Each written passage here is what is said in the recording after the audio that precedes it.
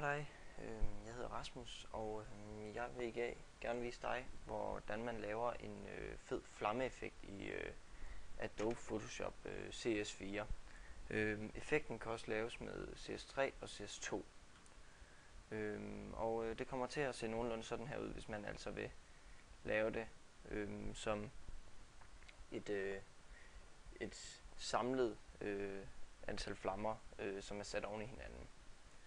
Men vi kan starte med at lave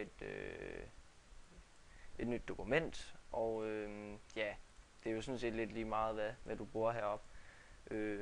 Og bredde og højde, det afhænger også lidt af, hvad du vil bruge det til. Hvis vi nu siger, at vi skal lave en baggrund for eksempel, ikke? Så kører jeg 1280 gange 800. Og så kommer det jo til at se sådan her ud.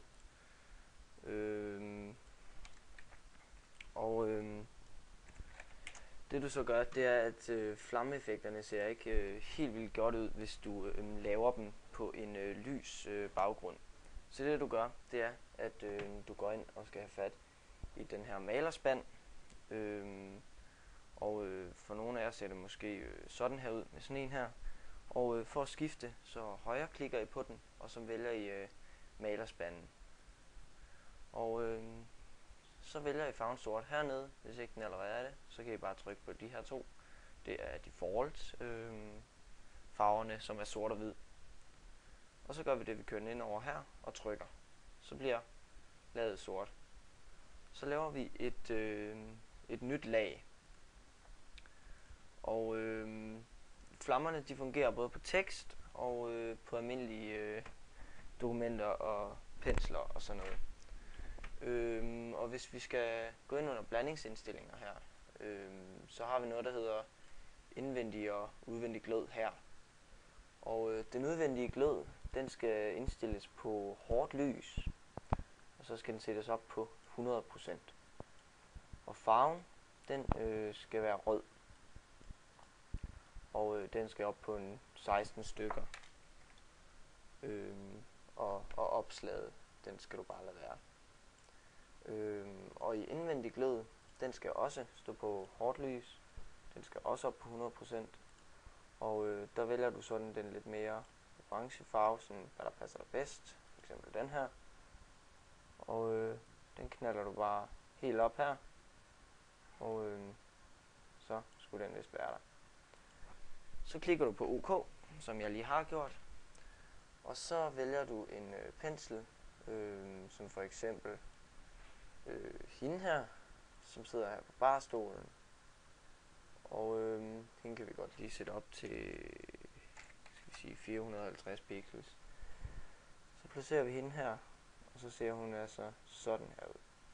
Og hvis du ikke rigtig synes, at det her det ser pænt ud, så kan du altid gå herind under den indvendige glød, hvis du synes, det er det, der er noget galt med at gøre farven lidt lysere. Det er det lidt i det her tilfælde.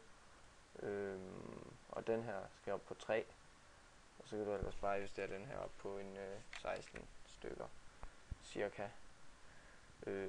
Og så kommer der en flammeeffekt. Og nogen gør det, at de synes, at ild ser lidt federe ud, når det er sådan noget her. Så vælger du facet og bregning. Og så kommer der en ændring op, som ligesom giver det lidt kanter. Og i typen, der kan du vælge pudebregning, som giver den her effekt her, og så kan du så sætte det lidt op og ned her efter effekten. Du kan også vælge et gradtal, for eksempel 0 grader, og så kommer det lige på herude fra siden. Og i det her tilfælde tror jeg vil bruge 90 grader, fordi det er meget sådan retvinkel. Hvis man altså skal bruge det. Det er der ingen, der siger, man skal. Jeg plejer ikke at bruge det. Så vi prøver at pille det fra igen. Så kan vi prøve at skrive noget her. Og jeg kan lige så godt skrive det med hvidt til at starte med, da jeg alligevel ændrer effekten lige om lidt. Der kan vi skrive, skal vi lige have teksten op i den rigtige størrelse. Det afhænger jo selvfølgelig også af selve billedets størrelse og hvad zoom du har den på og sådan noget, hvad størrelse teksten skal op i. Men hvis vi nu skriver ildeffekt, og den skal måske lige lidt længere ned her. Sådan her. Og så vælger en flammeskrift. Og flammeskriften, den kan du finde rundt omkring på diverse hjemmesider, blandt andet dafont.com har jeg fundet den her Blazed. Og nu når du har lavet din ildeffekt, så er det en meget god idé at gemme selve det dokument, hvor du har flammeeffekten. Men tilbage til det lige om lidt.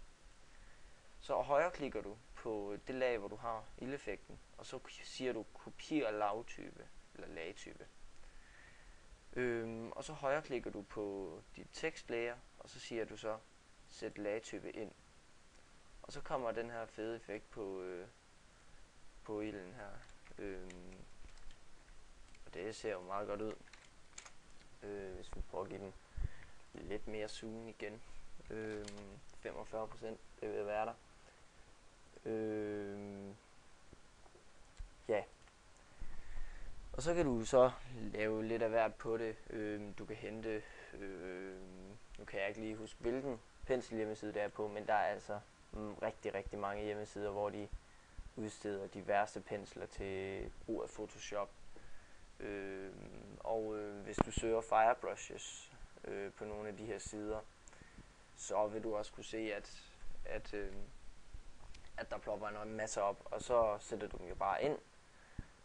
Nu skal jeg lige prøve at se, om jeg kan finde mine. Det er jeg ikke sikker på. Men så sætter du i hvert fald dem ind, og sætter lagtypen ind på dem, og så har du en rigtig god flamme. Jeg kan lige prøve at vise et billede, jeg har lavet til nogen, der kalder sig System Films, hvor jeg fik et rigtig godt, synes jeg selv, logo ud af det med noget ild hernede. Hvor du ser det her, der ligner det altså, at det nærmest kurer henover, og det er altså, hvor jeg har fjernet gløden og måske sat lidt orange glød på.